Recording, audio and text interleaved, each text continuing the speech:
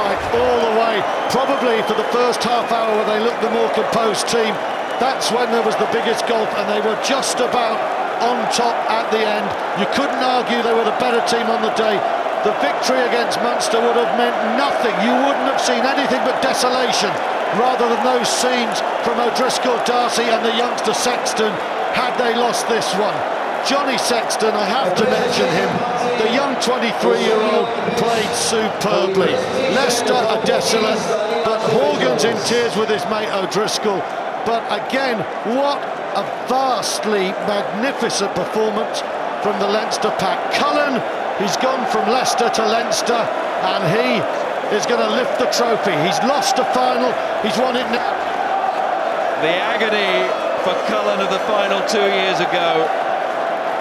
He will have the trophy today. Who will have the award of Heineken Cup Man of the Match? Well, for sheer composure, young Johnny Sexton goes awfully close. Cian Healy was wonderful, but as Brian O'Driscoll, my semi-final pick, celebrates, he hugs the man who will be man of the match. Forget Uluru, this is the true rugby rock of Australia, Rocky Elsom, the Heineken Cup final man of the match. He and his twin brother were immense again. No wonder the bloke who was involved in the car crash looked scared when Elsom got out of the car. And you know what Elsom said? He said, I've been looking to change that wing mirror. Good guy off the pitch, hard man, big man on it, and a winning man too. Quarter-final man of the match. Could have got it in the semi-final. It went to O'Driscoll then. He's got it in the final, but most importantly for him and for Brian O'Driscoll, who's having the season that his world-class efforts have always deserved. Importantly for them, Leinster are no longer the European odd ones out. Yeah, I just think there was one moment when that game turned. Leicester had the points on the board, they were building momentum, and then Rocky Elsom made that surging break, and from it, that man, Brian O'Driscoll, dribbled it into the corner, and from there, Leicester stayed deep until the try was scored by Heaslip. From there on, Leinster just about shaded it. The captain, Leo Cullen, the man of the match, Rocky Elsom, are down on the pitch with Aman Graham. Thank you very much indeed, Miles. Yes, if we can get Leo Cullen away from Peter Breen for a second, we can have a question here. Leo, 14 years this province has been on the Heineken Cup crusade. Does today make all that wait worthwhile? Yeah, it's been some pretty tough times over the last number of years, and we've had some disappointing days. And I think when you've had a bit of hurt in the past, I think when you actually get the win, in the end, it makes it all that bit sweeter, I think. How long was the last 10 minutes? Did it feel like 10 minutes? Yeah, I think we were playing in the right area, but we just couldn't hold on to the ball, and yeah, like we gave away a lot of points when we were down to 14 men. They really capitalised on that period of the game, but yeah, the boys showed great spirit coming back into it, and it was a great win. Leicester are a fantastic side, and they made it really difficult for us, like they always do. Ulster have won this competition, Munster have won this competition. How important was it today for Leinster to win this competition? Yeah, I suppose we've always been a bit disappointed on the big day over the last number of years, and yeah, it's really sweet. You know, Ulster led the way, whatever it was, and Munster has sort of been the standard bearers over the last 5 years or so. So yeah, it's just great to be here in this special occasion, and great to come away with a win. There are little things sometimes, aren't there, that change matches, Leo. Just before Jamie Heaslip scored, 2 minutes before, this man alongside you went on a wrecking run, knocked over two guys. Did you feel the emphasis from that run through the team? Yeah, when we came in half-time, you know, we felt like we were creating chances in the first half.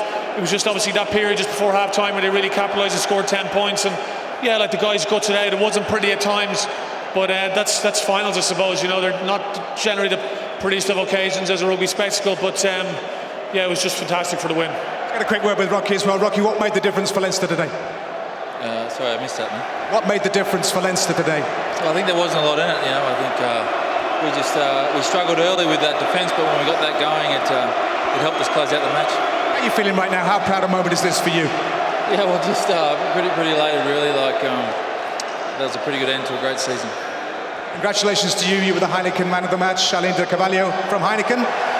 It's here to present you with your just desserts. Well done to you.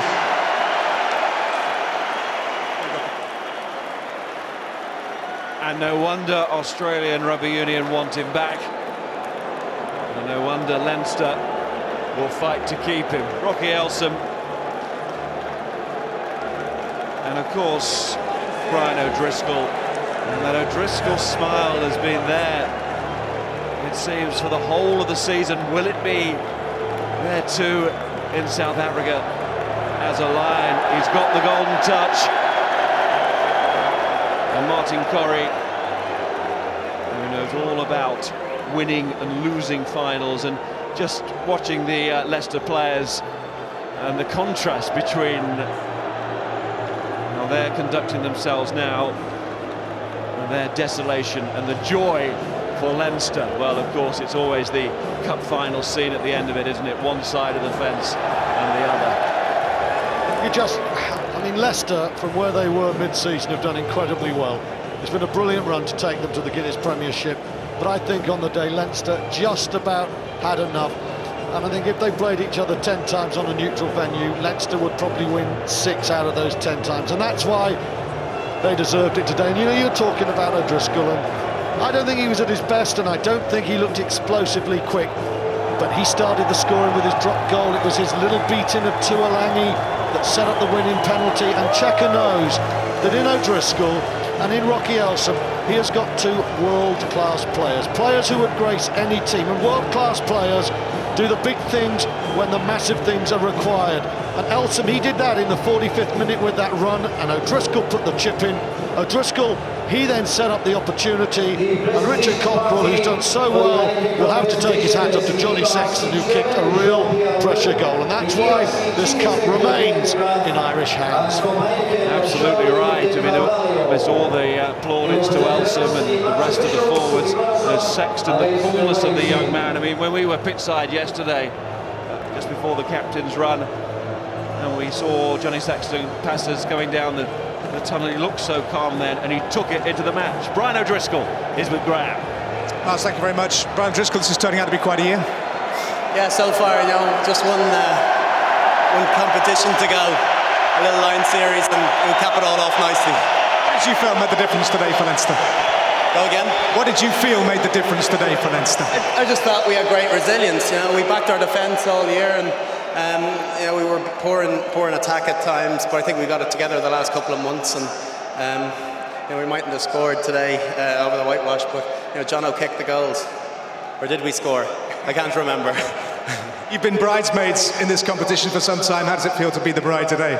Yeah, it feels great. You know, I've played for this team for 10 years, some guys for 11, 12 years. I've loved every minute playing for them, and this is, you know, it was worth the wait. I love Leinster. It was a goal at the start of the year to win this competition. I wanted to do it before the end of my career, and I couldn't have done it with, you know, a better bunch of friends. It's just a shame there's a couple of guys that are missing out, you know, watching at home. Dennis Hickey, Victor Costello, Reggie Corrigan, those guys deserve to be out here as well, but you know, this is partly for them. Ian McGeechan would have been watching behind his fingers when you went down with your shoulder. Is it all right? Yeah, I've been carrying it for the last while, so a little bit of cotton wool for a week and I'll be sorted. Good luck to you. Get your trophy. Thanks. Now, the word great is, as we often say, banded around too much in sport, but that man surely is. And that was a great speech as well to the supporters, to let them know exactly how much it